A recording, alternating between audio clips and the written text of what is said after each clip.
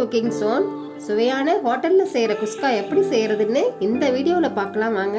அதுக்கு முன்னாடி நம்ம சேனலை சப்ஸ்கிரைப் பண்ணுங்க, மறக்காமல் ஸ்கிப் பண்ணாமல் கடைசி வரையும் நம்ம வீடியோவை பாருங்கள். முதல்ல பாத்திரத்தில் தேவையான அளவு எண்ணெய் ஊற்றுங்க. எண்ணெய் நெய் எது வேணாலும் சேர்த்துக்கலாம்.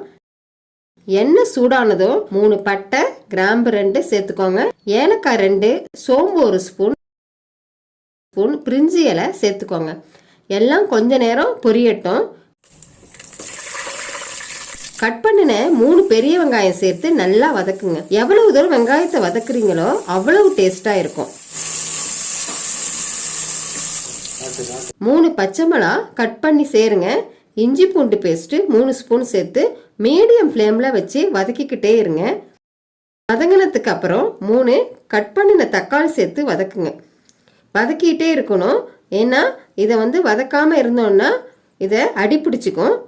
தக்காளி பச்சை வாசனை போற அளவு வதக்குங்க.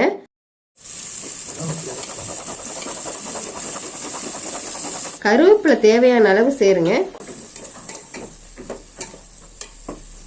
நல்லா வதக்குங்க. இப்போ வெங்காயம் தக்காளி நல்லா மசிஞ்சிருச்சு. கரம் மசாலா 2 ஸ்பூன், மல்லித்தூள் 2 ஸ்பூன், மிளகாத்தூள் 3 ஸ்பூன், மஞ்சத்தூள் 1/2 ஸ்பூன், காரத்திற்கு ஏற்ப நீங்கள் மசாலா சேர்த்துக்கலாம். மசாலாவை சேர்த்து நல்லா வதக்குங்க.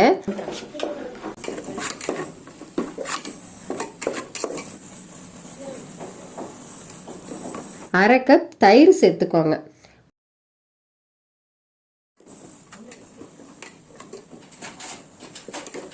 மசாலா நல்லா ஒன்று சேர்ந்து பார்க்கவே நல்லா இருக்கு.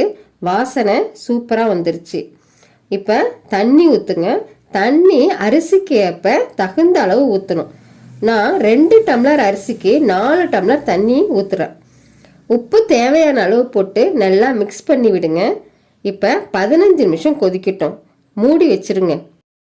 15 நிமிஷம் ஆயிடுச்சு. மூடியை தரங்க. தண்ணி நல்லா கொதிக்குது பாருங்க. இப்போ அரிசியை கொஞ்சம் கொஞ்சமாக சேருங்க. அரிசி எல்லாத்தையும் சேர்த்ததுக்கு அப்புறம் நல்லா கிளறி விடுங்க. 20 நிமிடம் மூடி வைங்க. 10 நிமிடத்துக்கு ஒரு தடவை கிளறி விடுங்க. மறுபடியும் 10 நிமிடத்துக்கு மூடுங்க. இப்போ 20 நிமிஷம் ஆயிடுச்சு. நல்லா வாசனை வருது பாருங்க. சாதம் பொல பொலன்னு இருக்கு பாருங்க. சுவையான குஸ்கா ரெடி ஆயிடுச்சு பாருங்க. சாதம் குழையாம இருக்கு. நீங்கள் அரிசிக்கு தகுந்த தண்ணியை அளவாக வச்சா தான் பிரியாணி பொல பொலன்னு இருக்கும். மசாலா சேர்ந்து எவ்வளவு அருமையாக இருக்குது பாருங்க. ஹோட்டல் ஸ்டைலில் செய்கிற சுவையான குஸ்கா ரெடி. சூப்பரான இந்த குஸ்காவை எளிமையாக செஞ்சிடலாம்.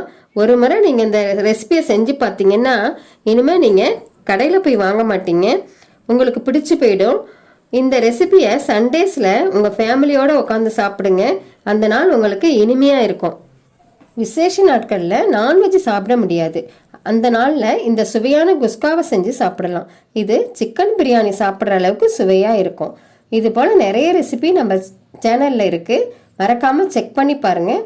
அடுத்த வீடியோவில் நிறைய டிஃப்ரெண்ட் ரெசிபி வரப்போகுது. அதனால் மறக்காமல் சப்ஸ்கிரைப் பண்ணி பெல் ஐக்கானை கிளிக் பண்ணி ஆல்னு செலக்ட் பண்ணி வச்சுக்கோங்க. இந்த வீடியோ பிடிச்சிருந்தா லைக் பண்ணுங்கள். இந்த வீடியோவை கடைசி வரைக்கும் பார்த்ததுக்கு நன்றி. உங்களுக்கு வேறு ஏதாவது ரெசிபி அல்லது குக்கிங் டிப்ஸ் வேணும்னா கமெண்ட் பண்ணுங்கள். அடுத்த வீடியோவில் போடுறோம். நன்றி, வணக்கம்.